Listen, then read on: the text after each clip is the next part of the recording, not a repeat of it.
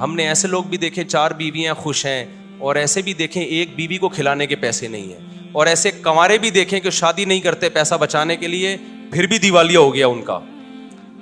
تو اللہ اگر عذاب دینا چاہے گا، ایک بچے کو ٹینشن بنا دے گا، اس کے کھلانے کے پیسے نہیں ہوں گے، اور کھلانے پہ آئے گا تو درجنوں بچوں کو بھی لگژری لائف دے دو گے تم. تو کبھی نسل مت روکو یہ سوچ کے کہ میں کھلاؤں گا کہاں سے.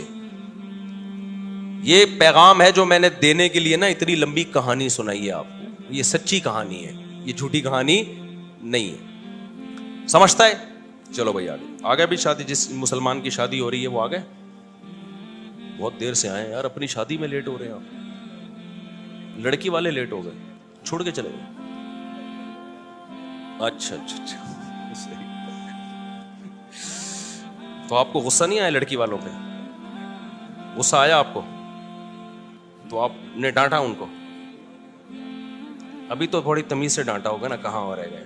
شادی کے بعد پھر غصہ، شادی کے بعد پھر داماد دیکھو کیسا انجوائے کرتا ہے سسرالیوں کو ذلیل کر کے. شادی سے پہلے جو ہے نا جتنا بھی غصہ آ رہا ہو، بڑے آرام سے سسرال پہ غصے کا اظہار. آپ کے علاوہ کی بات کر رہا ہوں.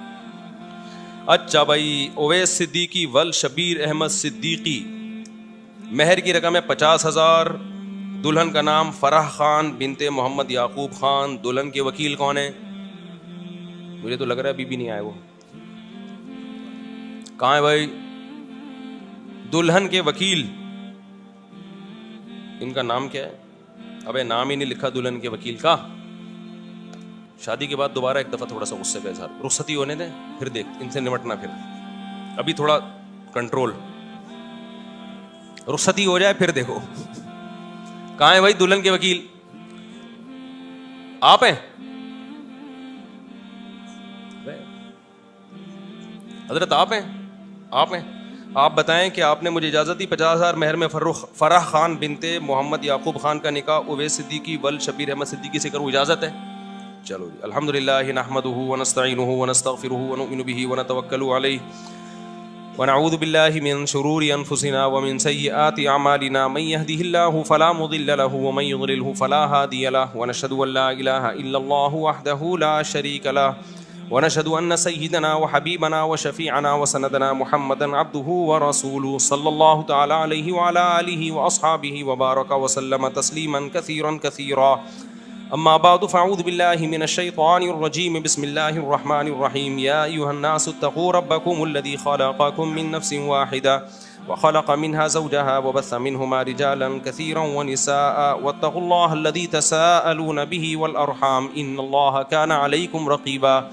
وقال تعالى يا ايها الذين امنوا اتقوا الله وقولوا قولا سديدا يصلح لكم اعمالكم ويغفر لكم ذنوبكم ومن يطع الله ورسوله فقد فاز فوزا عظيما. وقال النبي صلى الله عليه وسلم النكاح من سنتي وقال فمن رغب عن سنتي فليس مني. وقال النبي صلى الله عليه وسلم تزوجوا الودود الولود فإني مباهي بكم الأمم. وقال النبي صلى الله عليه وسلم تزوجوا ولا تكونوا كرهبان النصارى. جناب اویس صدیقی ول شبیر احمد صدیقی، میں نے 50,000 مہر میں آپ کا نکاح فرح خان بنت محمد یعقوب خان سے کیا. آپ نے اس نکاح کو قبول کیا؟ زور سے ذرا جزاک اللہ جی. اللہ تعالیٰ برکت دے. دعا کر لیں. الحمدللہ رب العالمین والعاقبۃ للمتقین والصلاۃ والسلام علی رسولہ الکریم وعلی آلہ وصحبہ اجمعین. اے اللہ اس نکاح کو اپنے دربار میں قبول فرما، اس کی برکت زوجین کو تادم حیات نصیب فرما. آپس کے اختلاف و انتشار سے، لڑائی جھگڑوں سے، ہر قسم کے شر فساد سے اللہ ان دونوں کی حفاظت فرما.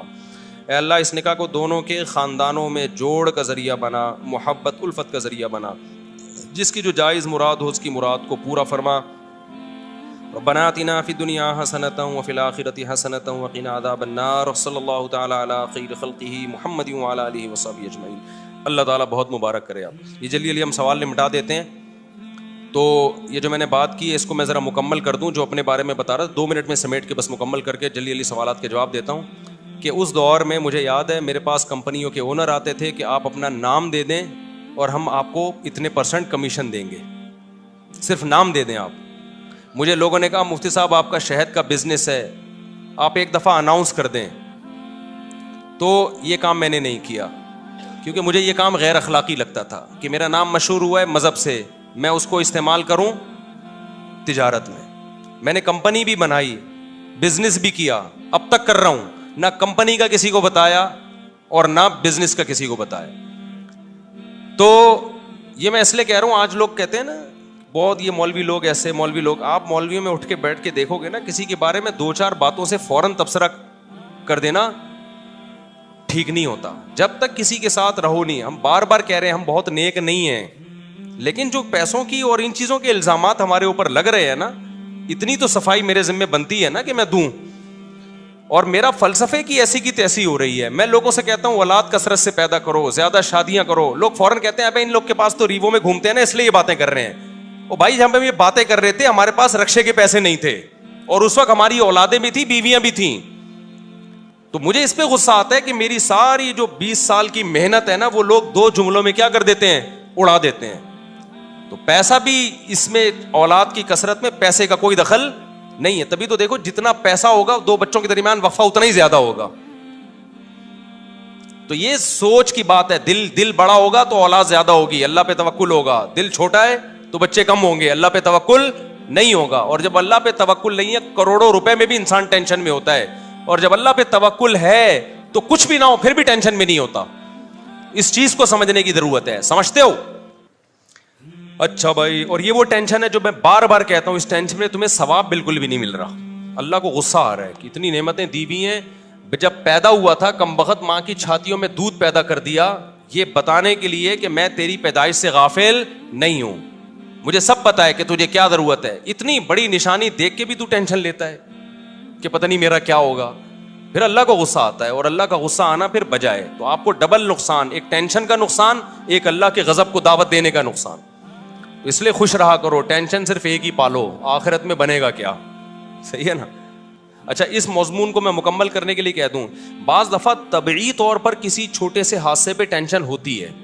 دیکھو ٹینشن کی 2 قسمیں ہیں, ایک عقلی اور ایک طبعی. اس کو سمجھنے کی ضرورت ہے. آپ کہہ سکتے ہو کسی بزرگ کو کوئی چھوٹی سی پریشانی آئی, وہ پریشان ہو گئے. آپ کو ہم نے تو سنا ہے کہ بزرگوں کو تو پریشانی نہیں ہوتی, وہ تو آخرت ہی کی پریشانی لیتے ہیں, دنیا کی نہیں ہوتی. دیکھو وقتی اور عارضی طور پر انسان کو غم ہوتا ہے, اس کو کہتے ہیں طبعی غم. یہ انسان کے بس میں نہیں ہے. مثال کے طور پر آپ کے 6 بچے ہیں, ایک مر جائے تو غم تو ہوگا نا. اب اصولی طور پر تو آپ کو خوش ہونا چاہیے کہ 5 بچے ہوئے ہیں نا, ابھی بھی میں بے اولاد تو نہیں ہوں, اللہ نے اولادیں دی ہیں مجھے. لیکن وقتی طور پر غم ہوتا ہے, یہ طبعی غم ہوتا ہے, یہ برا نہیں ہے, یہ ہر انسان کو ہوتا ہے. برا غم وہ ہے جو عقل سے ہو. دنیا داروں کو جو آج غم ہو رہے ہیں نا, وہ یہ سمجھتے ہیں ہم اس غم میں برحق ہیں, یہ غم ہونا چاہیے. یعنی ان کی عقل کہہ رہی ہوتی تم ٹھیک غم زدہ ہونا چاہیے, یہ غلط ہے. عقل کہے کہ یہ غم بنتا نہیں ہے, اور طبیعت کہے بھائی میں مجبور ہوں اس لیے ہو رہا ہے, تو وہ تھوڑے بہت جلدی غم پہ قابو پا لیتا ہے انسان. ایک مثال سے بات سمجھاتا ہوں. دیکھو آپ کو ڈیفنس میں 2000 گز کا بنگلہ تھا, آپ کا لگژری لائف تھی, وہ بنگلہ چھن گیا, آپ 1000 گز کے بنگلے پر آ گئے. اصولی طور پر تو اب بھی خوش ہونا چاہیے نا یار, 1000 گز کا بھی تو کم نہیں ہے. لیکن دیندار آدمی کو بھی 1-2 دن کے لیے, 2-4 دن کے لیے وقتی طور پہ ٹینشن ہوگی. وہ ٹینشن اس کی ہوگی, وہ لگژری لائف میں تھوڑی سی کیا آ گئی ہے کمی, تو ظاہر ہے جب عادت چینج ہوتی ہے تھوڑا سا غم تو ہوتا ہے. لیکن عقل کہے گی بھائی غم کرنے کا ہے نہیں, تجھے ابھی بھی تو بہتوں سے اچھا ہے نا تو. وہ عقل کیا کرے گی, اس طبعی غم پہ قابو پا لے گی, 2-4 دن 6 دن میں ریلیکس ہو جائے گا. تو یہ طبعی غم وقتی طور پر یہ دینداروں کو بھی ہوتا ہے, یہ سب کو ہوتا ہے, یہ پیغمبروں کو بھی ہوتا تھا. دنیا دار کو کیا ہوتا ہے, اس کی عقل کہتی ہے کہ میرے ساتھ غلط ہوا ہے, میں 2000 میں رہتا تھا, میں 1000 کا بندہ نہیں ہوں, یہ میری انسلٹ ہے, میری توہین ہے. اس کی عقل کہہ رہی ہوتی ہے تیری انسلٹ ہوئی ہے, تیری توہین ہوئی ہے, تیرے ساتھ غلط ہوا ہے. اس کی عقل اس کے طبعی غم کو قابو نہیں پاتی, بلکہ اس کے طبعی غم کو اور زیادہ بڑھاتی ہے. اس سے بھی ڈپریشن میں جائے گا, خودکشی کی طرف جائے گا. تو یہ طبعی تو وقتی طور پر یہ طبعی طور پہ محبت بھی ہوتی ہے انسان کو, غم بھی ہوتا ہے. تو یہ شریعت میں برا نہیں ہے, کیونکہ یہ غیر اختیاری ہے. سمجھتے ہو کہ نہیں سمجھتے ہو؟